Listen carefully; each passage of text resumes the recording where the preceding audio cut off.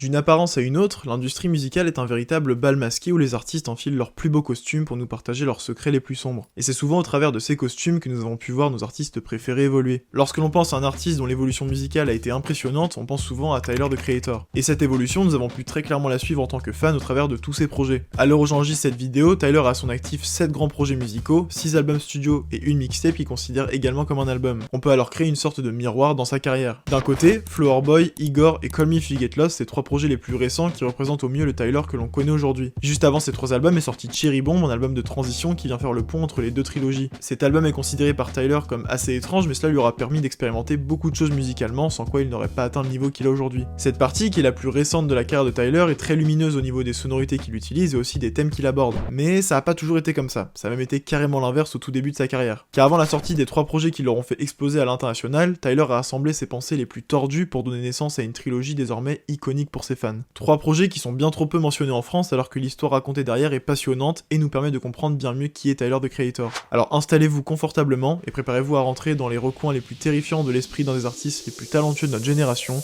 Bienvenue dans ce 3e épisode de Behind the Record.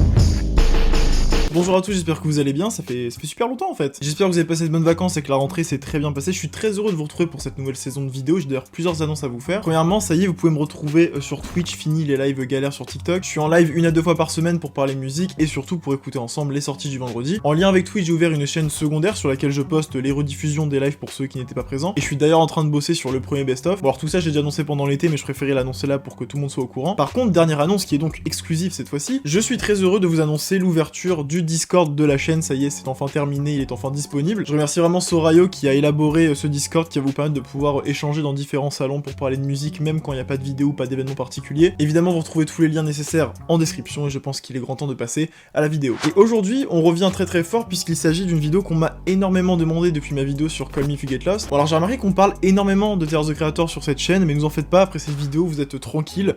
Au moins jusqu'au prochain album. Cette vidéo, c'est une vidéo que je voulais faire depuis hyper longtemps parce que je trouve le sujet super intéressant et surtout bien trop peu mentionné sur le YouTube français. Et je me suis dit quoi de mieux pour ce 3e épisode de Behind the Record que de s'attaquer à une trilogie. Bastard, Goblin et Wolf sont le nom des 3 projets dont on va parler aujourd'hui. On va plus particulièrement se pencher sur l'histoire qui nous est racontée derrière. Alors vous verrez, on va prendre les albums par leur ordre de sortie chronologique de manière à découvrir l'histoire de la même façon que les fans avaient dû la découvrir à l'époque. Ça va nous permettre de récolter pas mal d'informations qu'on essaiera de reconstituer pour faire un puzzle complet à la fin de la vidéo. Alors évidemment, je me suis beaucoup documenté parce que c'est un sujet qui est hyper vaste et où personne à trop se mettre d'accord, donc je me suis beaucoup aidé d'articles, de threads Reddit, de personnes qui débattaient, également de ma propre interprétation en écoutant les albums en boucle. D'ailleurs ça a été très drainant pour ma santé mentale, oui, parce que bon, écouter Tyler parler de meurtre pendant des heures et des heures, j'avoue qu'il y a mieux. Bref, vous trouverez toutes les sources que j'ai utilisées en description, mais avant de rentrer dans le vif du sujet, je pense qu'une petite introduction s'impose. Tyler Gregory Okonma est né le 6 mars 1991 en Californie aux États-Unis dans une petite ville du comté de Los Angeles. Tyler va avoir une enfance assez mouvementée puisqu'il va passer son temps à changer d'école, on parle quand même de 13 écoles fréquentées en 12 ans, c'est du costaud. Mais il y a une chose qui va énormément affecter Tyler pendant son enfance, mais aussi pendant une grande partie de sa vie, c'est l'absence de son père. On a très peu d'informations à son sujet, mais on sait que Tyler n'a jamais rencontré son père et que c'est quelque chose qui va le hanter au cours de ses 3 premiers albums. Et très vite, il va s'intéresser à la musique, puisque depuis tout jeune, Tyler va s'amuser à créer des albums imaginaires en inventant des covers, mais aussi des tracklists, et tout ça sous les yeux de sa mère qui va toujours l'encourager là-dedans. À 14 ans, il apprend à jouer tout seul du piano, mais on va lui refuser l'accès au groupe de musique de l'école parce qu'il ne savait pas lire la musique, en fait, il avait jamais fait de solfège. Mais bon, quand tu vois où il en est maintenant, c'est un peu la preuve que c'est pas parce que les institutions officielles veulent pas de toi que tu n'es pas talentueux. Tyler va donc rythmer ses journées à jouer du piano, à apprendre la batterie, mais aussi à faire du skate qui est intimement lié à l'esprit du début de sa carrière. Tyler se définit comme un enfant à part qui ne rentre pas dans le moule de la société. Ses rêves et ses ambitions allaient au-delà des parcours classiques imposés par la vie. Chaque licenciement, chaque refus a été comme une libération pour lui qui pouvait enfin se concentrer sur les choses qu'il aimait réellement faire. Et ce côté persévérant qui agit et vit ses rêves peu importe ce que les autres vont dire, on le retrouve encore aujourd'hui chez Tyler au travers de sa musique. 2007 va être une année déterminante dans la carrière de Tyler puisque c'est l'année où va naître Odd Future. Alors Odd Future, c'est le nom d'un collectif qui a été fondé par Tyler et des amis à lui qu'il a rencontré majoritairement sur MySpace. Le collectif regroupe des vidéastes, des designers, des skaters, des rappeurs, bref, la créativité était vraiment au centre des intérêts du groupe. En fait, ce qui comptait le plus, c'était que les membres puissent partager une espèce de vibe commune, peu importe leur activité. En fait, c'est un peu l'équivalent d'un concept store, mais pour un groupe. C'est avec ce collectif que Tyler va commencer à faire de la musique plus sérieusement, notamment grâce à Sid et Taco. Ces deux derniers avaient une maison à Los Angeles qui sera transformée en studio que les membres du groupe appelleront The Trap. Odd Future se veut provoquant, il est très vite perçu comme le groupe d'adolescents rebelles avec une énergie et une créativité que l'on on n'avait pas retrouvé depuis très longtemps. On va d'ailleurs très vite comparer leurs concerts à ceux de groupes punk rock tellement l'énergie et l'insouciance étaient présentes. Fin 2008 va sortir leur première mixtape sous leur nom de groupe, on retrouve très bien l'ambiance générale du collectif. Il y a des productions très brutes, des paroles très provocantes et vous doutez bien que ce genre de choses va trouver très vite son public. Hot Future va vraiment marquer les esprits puisque c'est l'un des premiers collectifs qui va vraiment utiliser tous les médias disponibles pour faire parler d'eux, parce qu'à l'époque on est vraiment au tout début des réseaux sociaux, de YouTube, etc. et ils ont vraiment su investir les plateformes pour créer une proximité avec leurs fans. C'est d'ailleurs pour cette raison qu'aujourd'hui on a une quantité de mèmes monstrueuse de Tyler, the Creator et de Hot Future en général. Le collectif continue son expansion entre 2009 et 2010 avec l'arrivée de nouveaux membres, et pas n'importe lesquels puisqu'on compte parmi eux Domo Genesis, Earl Sweatshirt et Frank Ocean. Le groupe développera son activité sur internet, sortira une deuxième mixtape, lancera une série sur Adult Swim avant que chacun des membres parte de leur côté pour se concentrer sur leur carrière solo. Et en parlant de carrière solo, revenons-en à Tyler. Et malgré son côté dégénéré et insouciant au sein du collectif, Tyler, the Creator traînait toujours ses démons avec lui. Hot Future lui permettait de s'exprimer de la manière la plus libre qu'il voulait, mais pour certains de ses problèmes, il avait besoin de quelque chose de plus intime pour les partager. Et c'est là que va commencer la production de sa première mixtape, Bastard. Mettez de côté tout ce que vous savez ou pensez savoir du Tyler d'aujourd'hui et laissez-moi vous souhaiter la bienvenue au Festival des Horreurs de Tyler, the Creator.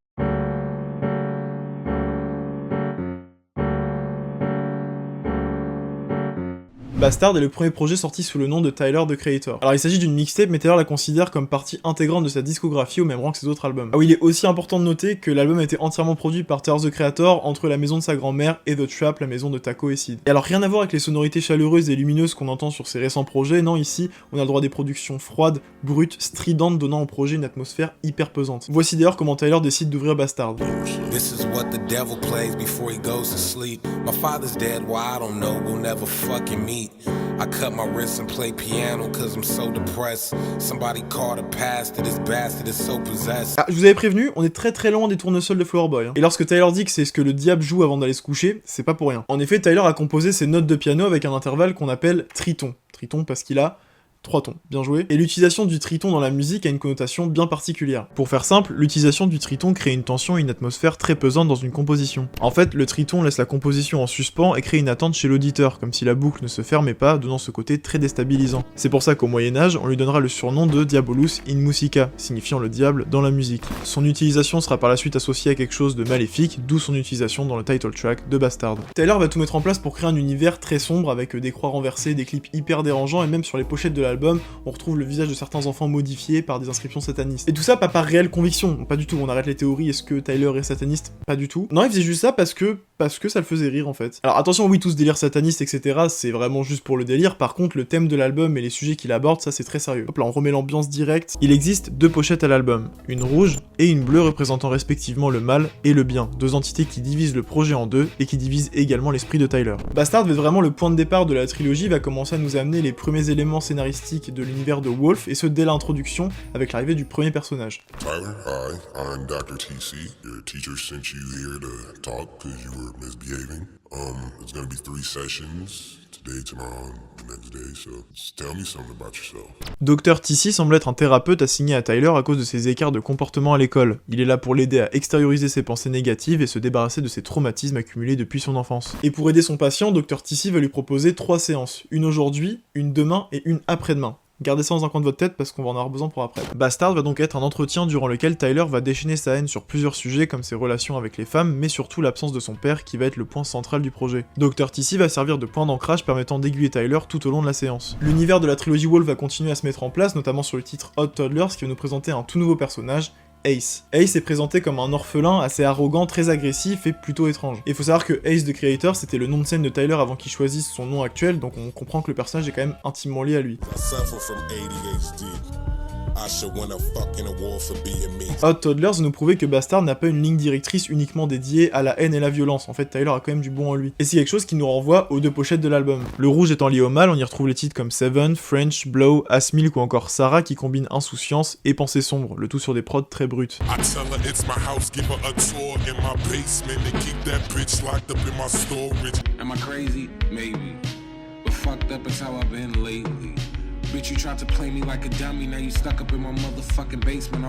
Et de l'autre côté, sur la pochette bleue, on retrouve un Tyler plus sensible et du coup plus sincère. C'est le cas sur des titres comme Pigs Fly où il va parler de ses rêves.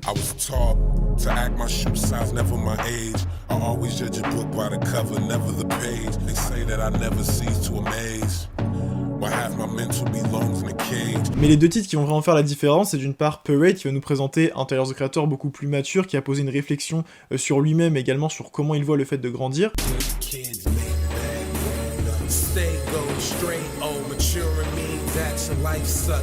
In my wolf suit, I roam where the wild things at. I don't wanna grow up, I know that shit for a fact. Et le deuxième titre qui va permettre à Dr. TC et donc indirectement à nous de comprendre toute la complexité du personnage de Tyler, c'est tout simplement l'outro de l'album, Inglorious. Well, Tyler, you're a good kid, just misguided. Is there anything else you wanna say before we end this? Tyler va nous reparler de l'absence de son père mais d'une façon bien différente du reste de l'album. Cette fois-ci la haine est mise de côté, Tyler laisse parler ses sentiments et on comprend mieux toute la souffrance qu'il a accumulée avec les années. Father's Day was the worst when it came to gifts, cause I ain't know for who or what the fuck to get. Now my mama mentioned the day before what she would like, cause she's playing both roles. My father never seen me, the nigga probably Stevie. He bought me a hoodie, a couple albums, like that's gonna make him for the years and the tears and the money that my mama spent on rent and clothes. C'est là qu'on comprend tout le sens de l'album jusqu'à son titre. Et en grandissant père, Tyler se sent en fait comme un bâtard et cette situation lui pèse tellement qu'il décidera de commettre l'irréparable sur la fin du titre. Fuck that. I ain't deserve this. Over it. Bang, bang. You wouldn't do that, Tyler. Kill yourself or anyone. You don't even have the balls to begin with. What you need is me, someone to talk to. It's been a while since our last session, so tell me what's been going on. Satan's getting jealous of the wolves. The demons say they preferring us. Books are not giving a fuck with what they referring us. Le 10 mai 2011, Tyler the Creator sort son premier album studio intitulé Goblin qui va commencer à le faire sortir de l'underground, notamment grâce au lead single Yonkers et à son clip qui va devenir très vite l'une des vidéos les plus virales d'internet. Il est temps pour Tyler de retrouver le Dr. TC pour la deuxième séance qui va être la plus intense de toutes. L'album s'ouvre sur le title track Goblin, une intro construite sur le même plan que l'intro de Bastard et qui se veut encore plus introspective. Tyler se demande d'ailleurs s'il pourra faire mieux que Bastard. Bon, spoiler oui. Il assume dès le début de la session son rôle d'outsider dans l'industrie, un rappeur aux paroles violentes, loin du lifestyle dicté par les clichés du hip-hop, bref, pas une personne que l'on prendrait pour modèle. Et pourtant les fans de Tyler lui vouent un réel culte. C'est justement ce côté très décalé et très à l'encontre des normes imposées par la société qui va permettre à Tyler de se démarquer et d'avoir une fanbase aussi dévouée. Son insouciance et son assumation totale de la personne qu'il est va vite le faire devenir l'un des leaders des incompris, des personnes qui ont été mises à l'écart par la société. Et ça, Tyler a beaucoup de mal à le réaliser, parce qu'entre Bastard et Goblin, sa passion est devenue son travail. Les enjeux sont donc différents et la charge mentale est bien plus lourde. Tout ça le fait se questionner énormément sur son statut d'artiste et c'est ça qui va être la force de ce deuxième album. Goblin va davantage se concentrer sur Tyler en tant que personne plutôt que sur ses traumas externes, bien que quand même présents dans le projet. Tyler apparaît alors comme plus humain, victime de phénomènes qu'il dépasse. Il va aller jusqu'à chercher de l'assurance auprès de Dr. TC pour gagner confiance en lui. What the fuck you mean I'm not talented? You see the shit that I've been doing? I think you're a great person. I mean, I'm not that great of a rapper, but as a whole, I'm pretty cool, right? Dr. TC est d'ailleurs beaucoup plus impliqué dans cette séance que dans la précédente et va faire de son mieux pour aider Tyler à y voir plus clair. Mais ses pensées sombres rendent la tâche très difficile et Dr. TC va réaliser sur la fin du morceau qu'il y a encore beaucoup de chemin à faire. Arrive alors le deuxième titre et lead single de l'album, Yonkers, nous introduisant le personnage le plus important de la trilogie, Wolf Haley. Wolf est créatif, insouciant et a confiance en lui-même comme on pourra le voir sur le morceau Sandwiches. Who the fuck invited Mister? I don't give a fuck who cries about his daddy in a bar because his music sucks. I did. Il est en fait ce que Tyler aimerait secrètement devenir mais n'ose pas encore se l'avouer, créant donc un conflit entre les deux. Wolf et Tyler vont être mis en opposition et vont se contredire tout au long du morceau Yonkers et ce dès la toute première phrase. I'm a fucking walking paradox. No, I'm not. Et même plus tard sur le morceau, quand Wolf va commencer à affirmer qu'il veut des grills, des meufs, de l'argent, etc., Tyler lui va dire tout l'opposé, mais en fait Wolf ne fait que dire à voix haute ce que Tyler n'ose pas s'avouer. Par contre, une chose dont Tyler s'auto-persuade, c'est de son identité. Après s'être défini comme un bâtard sur le premier album, la vision de Tyler va évoluer sur ce deuxième projet qui, comme on l'a dit, est beaucoup plus centré sur lui-même. Parce qu'être un bâtard le définit seulement au travers de son père absent, mais pas en tant que personne à part entière. Alors Tyler va rassembler ses sentiments, sa façon de penser, son comportement pour se définir au travers d'une créature égoïste et monstrueuse. A motherfucking goblin. Commençant à accepter qui il est, Tyler va reprendre confiance en lui et se dresser face à ceux qui veulent le faire tomber, à savoir les politiques et les médias. En effet, depuis la sortie et l'explosion de Yonkers à l'international, beaucoup de personnes ont commencé à s'intéresser à Tyler de plus près, découvrant les choses immondes qu'il a pu dire dans certains de ses textes sur Bastard notamment. Ne cherchant pas à comprendre le contexte ni l'intention derrière certaines paroles, des politiciens vont tout faire pour le censurer. Pour savoir qu'à l'époque, les médias et les politiques étaient à fond pour justifier des crimes ou des dérives sociales par des choses qui plaisent aux jeunes. Typiquement, une personne va commettre une tuerie parce qu'elle joue à Call of Duty, ça on l'a vu et revu. Bah en fait, pour le hip-hop, c'est pareil. On juge la musique de Tyler dangereuse et pouvant mener à de potentiels drames. Rien que ça. Donc on pourrait se dire que face à ça, Tyler décidera de faire un peu profil bas quelques temps pour laisser les choses se calmer, mais ça c'est mal le connaître, parce qu'à la place il va écrire les morceaux Radicals et Sandwiches qui vont s'en prendre directement à ses détracteurs. Hey, don't do anything that I say in this song, okay? It's fucking fiction. If anything happens, don't fucking blame me, white America. Fuck Bill O'Reilly. What the fuck I look like saying I'm sorry to a bunch of fucking facts that can't potentially harm. Dr. TC va réapparaître à la fin de Radicals pour essayer de raisonner Tyler, mais la relation entre les deux va commencer à se détériorer. Become mature day after day, nigga. For real. Go! You don't know shit. Gotta let You're a 'em fucking go. therapist. Whatever. L'un des gros sujets abordés sur Bastard était la relation obsessive de Tyler avec les femmes, et on va retrouver ce pattern sur Goblin au travers de sons comme Transylvania, Her, Fish, Analog ou encore le classique She avec Frank Ocean. Tyler adopte un ton entre le creepy et sauvage, nous faisant nous sentir très mal à l'aise à l'écoute de ces titres qui peuvent être pour la plupart choquants dans les paroles utilisées. C'est seulement sur Nightmare que l'on comprendra ce qui le pousse à agir de la sorte. Nightmare apparaît alors comme un morceau très conscient comparé au reste de l'album, puisque Tyler va poser une réflexion sur sa vie et sur son statut d'artiste. Il se rend compte qu'être connu n'est pas aussi bien qu'on l'imagine et il souhaite retourner à sa vie d'avant où tout était beaucoup plus simple. Le morceau va devenir de plus en plus sombre puisque Tyler va commencer à se livrer sur ses pensées suicidaires et va perdre le contrôle de ses émotions comme s'il était corrompu par quelque chose. Et c'est à ce moment qu'on va découvrir l'existence du personnage le plus perturbateur de toute la trilogie. Calm down, man. Fuck off me, man. Fuck. What's gotten into you? I don't know. It's like I'm a different person at times. Sometimes I'm fucking mad, sometimes I'm not. It's like I got a fucking voice in my head telling me to do all this fucked up shit, man. What's his name? Sean Cat. Tron Cat est le personnage le plus abject de tous, il n'a aucune limite. Et c'est lui qui va influencer Tyler dans son comportement, le rendant presque incontrôlable. Tron Cat bénéficie d'un titre à son nom qui va donner naissance à l'une des phrases les plus controversées de la carrière de Tyler. En fait, Tron Cat est tellement violent que même Dr. TC ne sait pas vraiment quoi faire. What the fuck? I'm speechless. La prise de contrôle totale de Tron Cat de faire perdre à Tyler la raison et même Dr. TC ne va pas savoir comment faire pour le faire revenir à lui-même. Et plus tard sur le son BSD, Tyler va reperdre le contrôle et tuera ses amis Taco et Jasper, forçant Dr. TC à risquer le tout pour le tout. Arrive alors le morceau Window qui va nous présenter la tentative désespérée de Dr. TC pour sauver Tyler. Tyler, I know it's short notice, but I brought all your friends here. We, for some reason, couldn't get a hold of Taco and Jasper, but I just brought all your friends here to talk to you because they're really worried about you. Chaque ami de Tyler va faire de son mieux pour lui faire retrouver la raison. OG, Frank, Domo, Mike G, tous sont là pour essayer de montrer à Tyler le chemin qu'ils ont parcouru ensemble et qu'il serait dommage de baisser les bras face à tout ce qu'ils ont maintenant. Malgré les efforts, le message ne passe pas et Tyler se morfond dans ses idées noires et commence à complètement perdre la tête. Si bien que la fin du titre se termine en drame. Sorry. What did I just do? Tyler, give me the gun.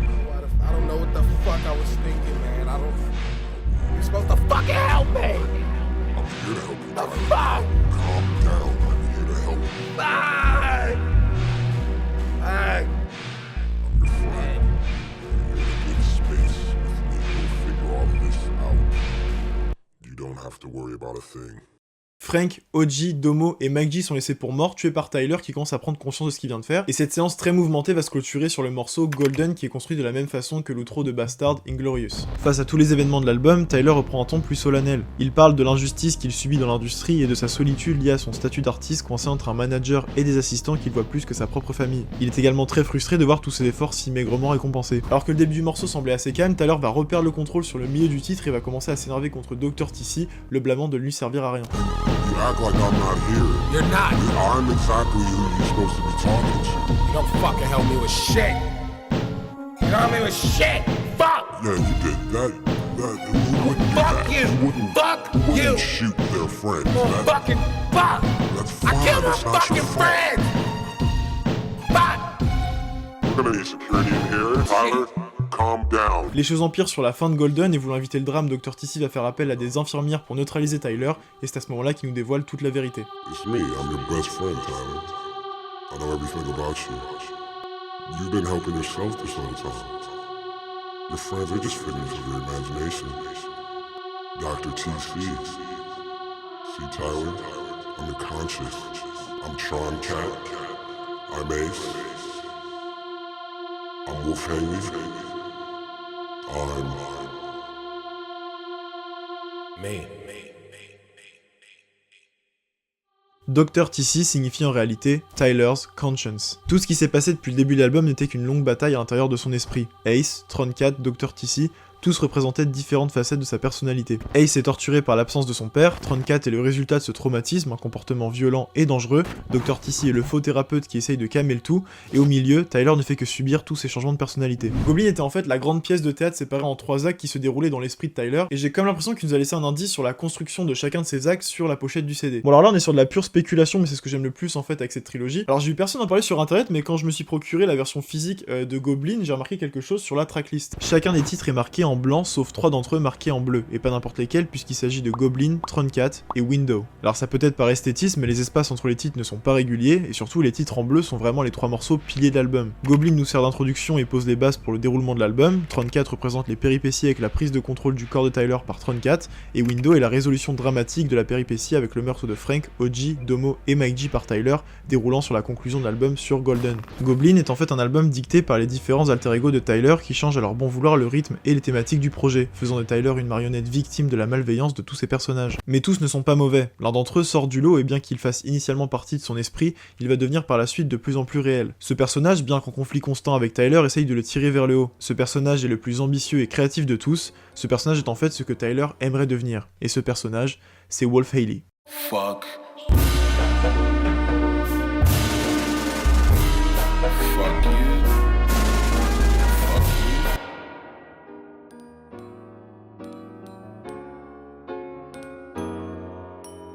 Sorti en 2013, Wolf va être l'album de Tyler, the Creator qui va marquer une frontière entre le Tyler de Bastard et Goblin et le Tyler d'après. L'album est beaucoup plus lumineux, on retrouve aussi beaucoup la patte de Tyler sur la production qui est maintenant très significative dans sa carrière, et on s'écarte de plus en plus du caractère très brut, très violent des 2 premiers projets, bon alors pas complètement, mais quand même. Comme son nom l'indique, Wolf va se concentrer sur l'histoire du personnage éponyme. L'album s'ouvre sur le title track, une intro, on va retrouver Dr. TC qui va introduire Wolf aux personnes déjà présentes dans un certain camp appelé Camp Flogno. Sam, this is Wolf. He's new here. What's up, dude? Wolf, this is Sam. Sam and his band have been here flogging off for a while. Vu la présence de Dr. TC, Camp Flogno semble être une sorte de camp de thérapie, et si on lit à l'envers le nom du camp, ça donne Camp Golfwang. Encore une fois, si on inverse les premières lettres, ça donne Wolfgang. Nous sommes donc encore une fois entourés des personnages de l'esprit de Tyler. Parmi les personnes déjà présentes au camp, il y a un certain Sam qui va sortir du lot. So you guys are in the jazz? Look, Wolf, Prairie Dog, Ronzel, whatever the fuck your name is, we don't fuck with you or anybody else here, alright? You stay the fuck out our way and we'll stay out of yours. Capiche? Sam aura droit à une vraie introduction sur le morceau Cowboy. On comprend que c'est un personnage assez meurtri mais qui décide de jouer les durs avec tout le monde pour pouvoir le camoufler, et sur la fin du morceau, Wolf et Sam sont ensemble et on voit un 3ème personnage arriver. Yo, who's that? That's Salem. That's my girlfriend. Stay the fuck away from her, alright? Bon, vu la réaction de Sam, ça sent très fort le mec un peu jaloux possessif, mais ça on aura la confirmation plus tard dans l'album. Arrive alors le morceau Awkward sur lequel Sam va raconter à Wolf sa première rencontre avec Salem, et on comprend très vite que c'est pas une relation comme les autres. Don't think this is going to work. Things got complicated and a couple feelings got hurt. I haven't talked to you in a couple of days. I got too comfortable and started to think that we was really a couple, but hey, you're my girlfriend, you're my girl. Whether you like it, you're my girl. Awkward est intimement lié au morceau Slater en featuring avec Frank Ocean. C'est un morceau sur lequel Sam va parler de son vélo qui s'appelle Slater et aussi de tous les souvenirs qu'il a avec Salem. C'est aussi un de mes morceaux préférés de l'album aux côtés de Answer qui doit être le titre le plus touchant de la carrière de Tyler. Answer nous prouve que Tyler a bien évolué depuis Bastard puisqu'il se dit aujourd'hui prêt à appeler son père. Dans ce morceau il va partager tout ce qu'il aimerait lui dire s'il pouvait l'appeler. Ça fait penser au morceau Seven sur Bastard, Tyler fera d'ailleurs une référence au personnage de Ace, mais cette fois-ci les choses sont différentes. Tyler est toujours affecté mais beaucoup moins violent que quelques années auparavant, et ça se sent dans les paroles mais également sur les sonorités du morceau. Hey dad, it's me, oh, I'm Tyler, I think I be your son, sorry, I called you the wrong name, see, my brain splitting, dad isn't your name, see, faggot's a little more fitting, I just ain't being passive, nigga, you a fucking faggot, nigga, got a show on Monday, guess you ain't getting no passes, nigga, but if I ever had the chance to ask this nigga, and call him, I hope he answers. Answer nous permet aussi de comprendre le lien étroit entre Wolf et Tyler. Le nom Wolf Haley ne sort pas de nulle part puisque c'est le nom que Tyler avait pensé à adopter pour se débarrasser du nom de famille de son père, donc Wolf est bel et bien l'idéal que Tyler aimerait atteindre. Mais revenons sur la storyline. Comme annoncé sur le morceau Cowboy, Sam est également dealer et on en apprendra plus sur le morceau 48. Il nous parle de sa vente de crack dans 48 des états américains et de la culpabilité qu'il ressent par rapport à ça. En effet, il ne supporte pas de faire son argent en ruinant la vie d'autres personnes. Arrive alors le triple titre Party Isn't Over, Campfire et Beamer qui va marquer le tournant de l'album. Sur Party Isn't Over, Wolf essaye de séduire Salem comprenant qu'elle n'est pas heureuse avec Sam. Party isn't over. We can still dance.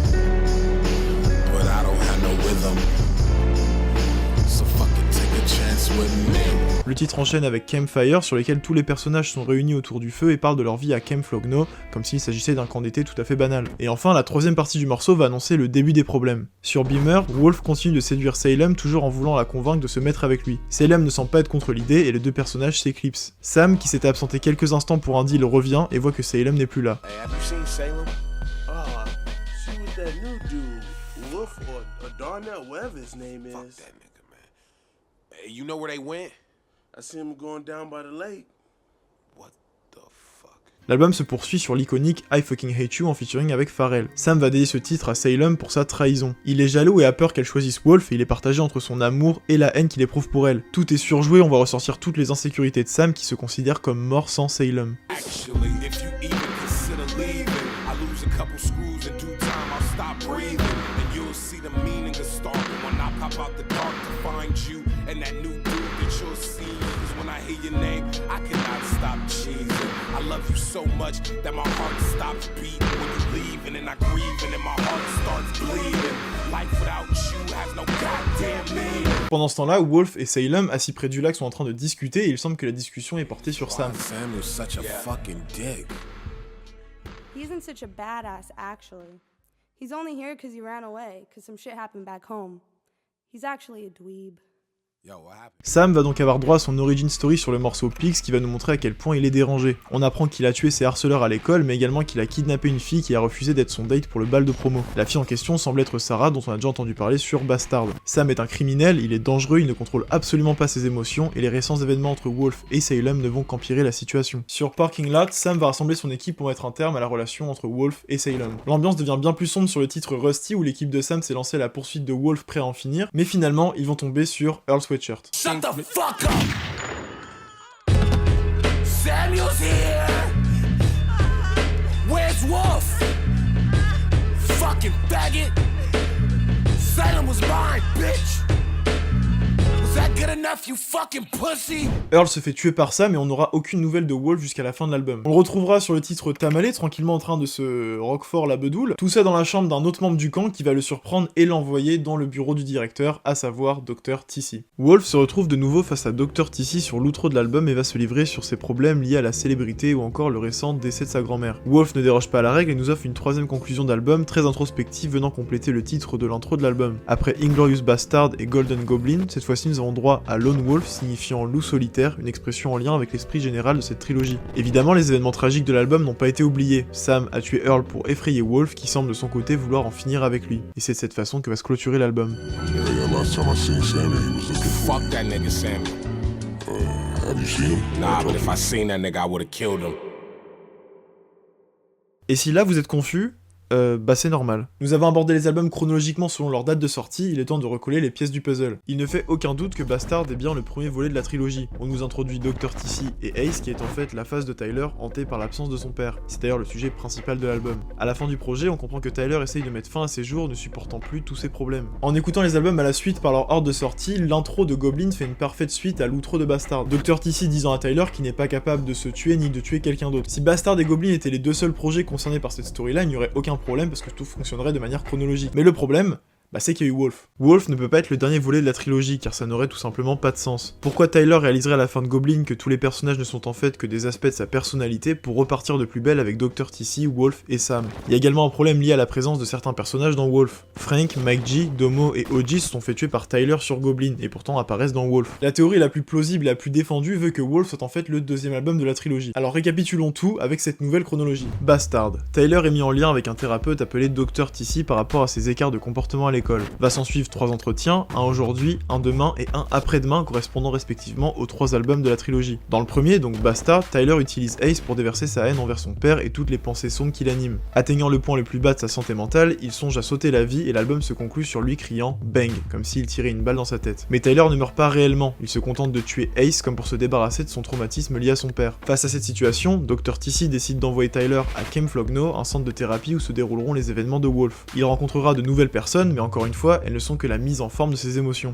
Wolf remplace donc Ace en tant que personnage principal et marque un gain de maturité chez l'artiste. Wolf rencontre Sam, le côté tiraillé, dangereux et plein d'insécurité de l'esprit de Tyler. Et ces deux personnages seront mis en opposition, Wolf représentant le bien contre Sam représentant le mal, comme c'était le cas sur les covers bleus et rouges de Bastard. Tyler aspire à devenir Wolf car il est confiant et surtout créatif, c'est d'ailleurs pour ça que Tyler réalise ses clips sous le nom de Wolf Haley. Mais Sam est là pour l'en empêcher et le corrompre de façon à ce qu'il retombe dans l'obscurité. On le voit également dans toute l'histoire autour de Salem. Wolf veut la libérer des griffes de Sam, mais Sam va tout faire pour l'en empêcher, allant jusqu'à tuer Earl Sweatshirt pour faire peur à Wolf. Et cela fait sens puisque Earl est complètement absent de Goblin. Ça renvoie également un élément de la réalité puisqu'il faut savoir qu'après la sortie de Bastard en 2009, Earl Sweatshirt a été envoyé par sa mère sur l'île de Samoa, c'est une île qui est perdue au milieu du Pacifique, et en fait elle l'a envoyé là-bas pour l'éloigner de la mauvaise influence des personnes de Hot Future, et là-bas Earl va suivre un programme thérapeutique dans une école pour enfants à problème complètement isolé du monde. Ce qui fait que sa présence dans Camp Flogno sur l'album Wolf, c'est juste une métaphore de la réalité. Face à la mort de son ami, Wolf conclut l'album en disant qu'il veut tuer Sam, et il se trouve que l'intro de Goblin fonctionne aussi après l'outro de Wolf. Et en effet, jusque-là, tout fait à peu près sens. Nous arrivons alors à Goblin et on retrouve une ambiance bien plus sombre puisque de retour dans le cabinet de Dr. TC. Tyler est à nouveau perturbé à cause des événements de Wolf, mais cette dernière séance devrait lui apporter les réponses qu'il cherche. Avec cette chronologie, on comprend mieux l'apparition soudaine de Wolf sur Yonkers, contredisant Tyler tout au long du morceau. En fait, Wolf avait déjà eu droit à son introduction sur l'album éponyme. Goblin est de loin l'album le plus chaotique des trois dans ses paroles, mais aussi dans ses productions. En fait, c'est en phase avec l'état d'esprit de Tyler à ce moment de l'histoire. L'arrivée de Tron 4 est en fait une nouvelle version de Sam encore plus déchaînée que sur Wolf. Connaissant le passif de Sam par rapport au meurtre, on comprend mieux comment la prise de contrôle de l'esprit de Tyler par Tron 4 va bouleverser les événements de l'album, découlant sur le meurtre de Taco et Jasper, puis de Frank, OG, Domo et MacG. C'est une fois ce climax atteint que Tyler va réaliser sur Golden, l'outro de Goblin, que tous les personnages depuis le début de la saga ne sont en fait que des parties de lui-même et que tout se passe dans sa tête. Ace, Wolf, Sam, Tron 4 et Dr. TC ne forment en fait qu'une seule et même personne, Tyler, the Creator. Beaucoup de personnes pensent que Dr. TC est également Tron 4, et c'est vrai qu'ils partagent les mêmes initiales, mais pour moi c'est pas vraiment cohérent. Dr. TC ne veut que le bien de Tyler sur tous les albums, alors que Tron 4 c'est plutôt l'inverse. Alors oui, en soi ils sont forcément la même personne parce qu'ils sont issus de l'esprit de Tyler, donc ils forment une seule et même entité, mais si on les prend en tant que personnages à part entière, je les trouve beaucoup trop différents pour être liés. Je pense que par rapport à la conclusion de Goblin, Dr. TC meurt naturellement avec la dernière séance. En fait, l'autothérapie de Tyler étant terminée, il a plus aucune raison d'exister. Mais du coup, y a-t-il une réelle conclusion à tout ça? Alors la réponse est oui, mais elle ne se trouve pas sur la carrière solo de Tyler. L'arc Wolf va se terminer là où il a commencé, aux côtés des membres d'Hot Future. Sur le deuxième volume de la Hot Future Tape sorti en 2012, on retrouve un morceau intitulé Sam is Dead, qui bénéficiera d'un clip qui va répondre à toutes nos questions. Ce qui nous intéresse, c'est la fin de la vidéo où on voit un Tyler habillé en général. Il vise avec son fusil la tête d'un autre Tyler et finira par tuer 3 d'entre eux. Pour moi, celui à gauche est Sam, on reconnaît avec son bonnet. Au milieu, c'est Tron 4 et à droite, Ace. Les corps morts de ces personnages seront dispersés à côté des cadavres des autres acteurs de la trilogie morts tout au long de l'histoire. Le clip ayant été réalisé par Wolf Haley, on comprend que Tyler a enfin accepté de complètement fusionner avec la personnalité de Wolf, lui offrant la confiance et la créativité dont il a besoin. Tyler se débarrasse enfin de ses alter ego gênants et décide de ne garder que le meilleur d'entre eux. Alors pour être comprise le plus facilement possible, la saga Wolf doit être vécue de cette manière.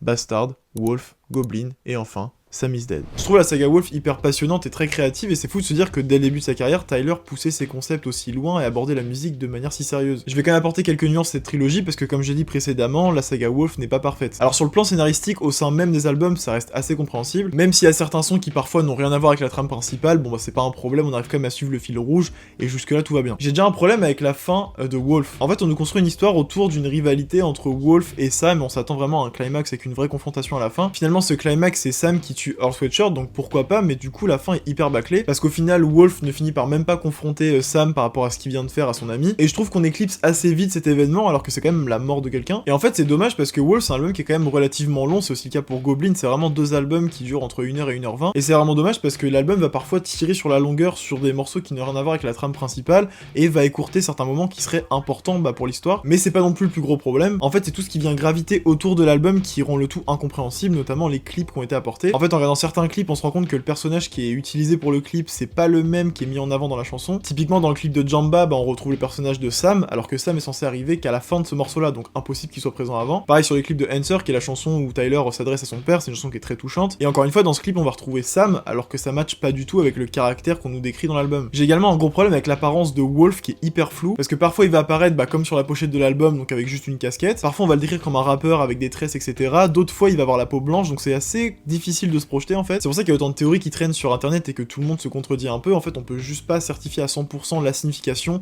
et le déroulé de toute la saga. Mais une chose est sûre, la trilogie Wolf est à l'origine de tout et est l'œuvre audiovisuelle la plus importante de la carrière de Tyler à ce jour. De même que Wolf Haley est également la raison et le fondement de la carrière de Tyler the Creator. Ce n'est pas pour rien que Wolf Haley a eu droit à son album dédié. Ce n'est pas pour rien que lorsque l'on tape Wolf Haley sur internet, on tombe sur Tyler the Creator. Ce n'est pas pour rien que Wolf Haley est le réalisateur des clips de Tyler encore aujourd'hui et que son nom est cité dans ses sons les plus récents. Wolf Haley est celui qui a sauvé Tyler de son cercle infini de noirceur. Il est celui qui lui a donné la force et les idées nécessaires pour se rendre au sommet. Sans Wolf Haley, Tyler n'aurait sûrement jamais remporté de Grammy. Sans Wolf Haley, nous n'aurions sûrement pas connu le beau désordre de Cherry Bomb, la sincérité et la sensibilité de Flower Boy, l'histoire d'amour impossible d'Igor ou l'Ode au voyage de Call Me If You Get Lost. Comme prouvé dans cette trilogie, il faut apprendre à se débarrasser des côtés nocifs de notre personnalité pour ne laisser place qu'au meilleur. Mais il est parfois difficile d'admettre que la meilleure version de nous-mêmes n'est pas celle que l'on est actuellement. Pourtant, on a tous un Wolf en nous. Il nous suffit de lui laisser la place de s'exprimer afin qu'il puisse cohabiter avec notre personnalité, formant alors un tout indissociable. De la même manière que Wolf Haley ne peut pas exister sans Tyler the Creator et que Tyler the Creator ne peut pas exister sans Wolf Haley.